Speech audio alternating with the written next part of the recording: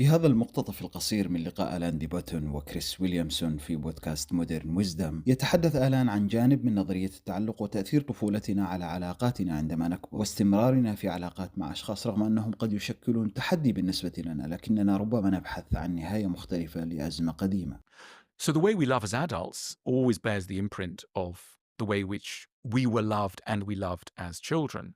And that hugely restricts how we're able to behave and explains the very peculiar, often nonsensical, often counterproductive ways in which we love. We're not free to love just anyone.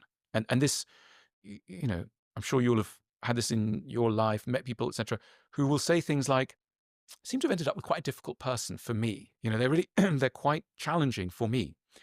Why can't I go and love somebody else? Why am I so in love with this person who's quite challenging? And often it's because what's challenging sits on the very area that was challenging in your past. Mm. And that's what makes them attractive. Now, before we want to jump off a cliff at the pessimism involved, let's be a little optimistic here. In a good relationship, we are drawn towards people who, yes, carry some of the puzzles, some of the knots, some of the challenges of a parental figure or figure of a caregiver.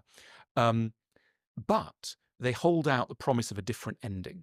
So whereas in the relationship with parent or caregiver, it ended up with shouting and you stormed out of the house and you're no longer in touch with them. Imagine the sense of triumph over sort of adversity and human non-communication if you are together as a couple, able to move towards understanding and mutual growth. I think that explains why people hang in there with people who you might think, we're talking about attachment theory.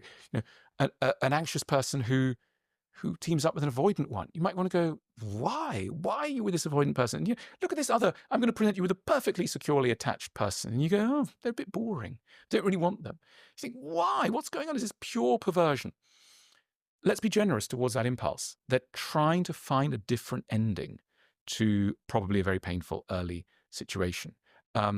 And to be able to do that, to be able to grow together is literally, I think, one of the most exciting and lovely things. It's rare, which is why successful love is rare.